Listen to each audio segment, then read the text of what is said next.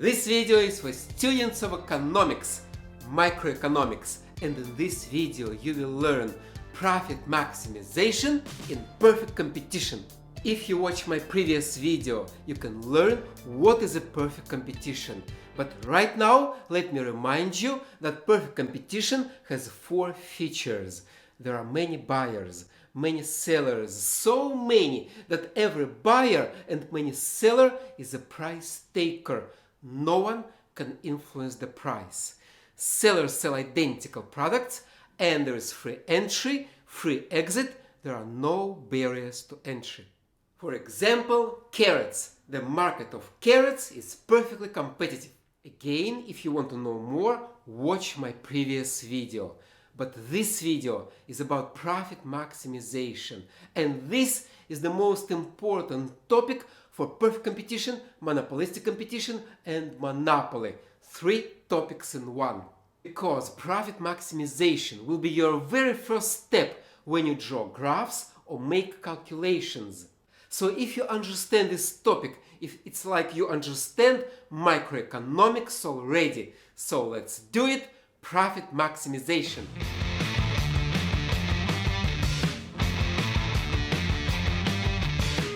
One of the main principles of economics is people think at the margin, which means that every time a person makes a decision, he or she compares cost versus benefit, marginal cost versus marginal benefit, the cost of the next unit versus the benefit of the next unit.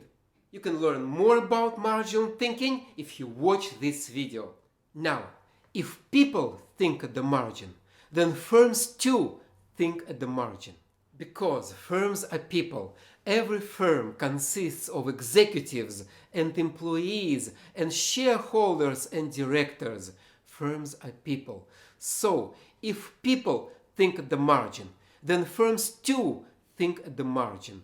Then every firm compares marginal cost versus marginal benefit.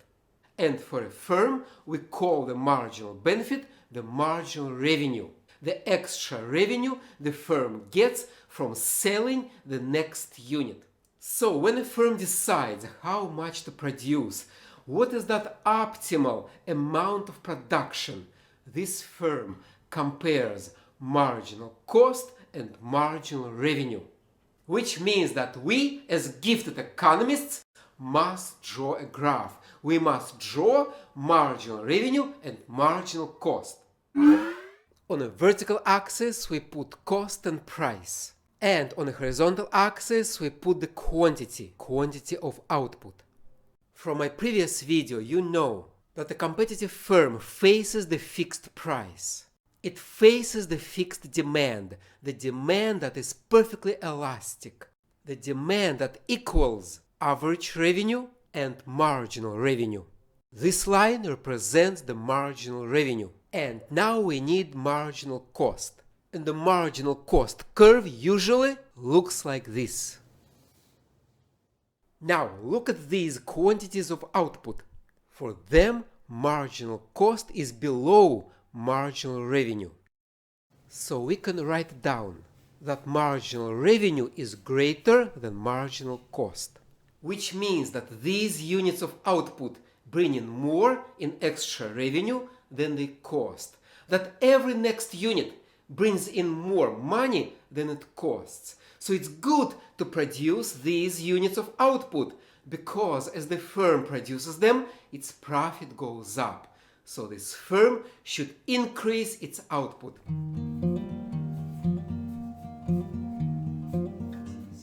And now look at these quantities on the right.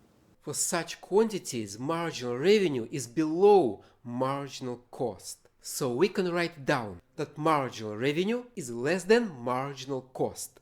Which means that these quantities of output are too expensive. They bring in less in extra revenue than they cost.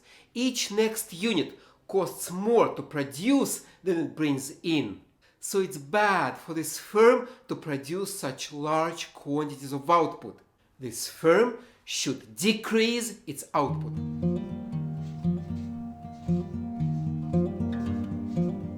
So, what did we prove? We proved that if this firm produces these quantities, it should increase its output. And if this firm produces these quantities, it should decrease its output. At what quantity will this firm neither increase nor decrease its output? It's that point when marginal revenue hits marginal cost. This quantity, this optimal quantity Q star, is such that marginal revenue equals marginal cost. And we just proved the profit maximization rule, that a competitive firm should produce quantity such that marginal revenue equals marginal cost. And because for a competitive firm marginal revenue equals the price, we can write that price equals marginal cost. Imagine you're in a store shopping and a salesman comes up to you, points at a product and tells you it's a limited edition. Aww. A limited edition! But does it mean that all other editions are unlimited? That when you go to a store and look around, all you see is unlimited, infinite editions? No, every product is a limited edition. Every product has a limited, finite supply.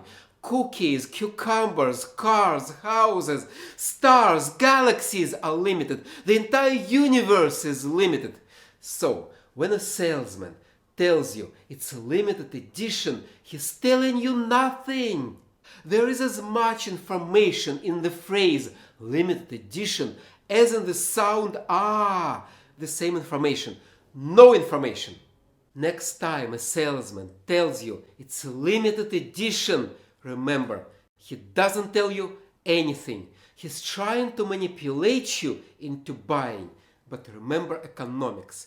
Every firm wants to sell a certain quantity, a profit maximizing quantity. It doesn't want to sell less, but it doesn't want to sell more. This was profit maximization, and in the next video we'll solve exercises. So stay tuned, subscribe and learn economics.